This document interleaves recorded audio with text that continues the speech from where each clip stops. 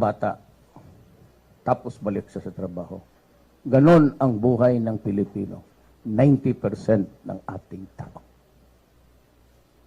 So, at 7 or at 10 o'clock, you stop that fucking thing. Let the children sleep in the neighborhood. Yeah. Katulad. Huwag mong pahirapan ang Pilipino. Masyadong hirap na. Those are the things that I want to correct right at the beginning. Huwag mo akong tanongin na infrastructure. Tanungin mo si Tugade or si...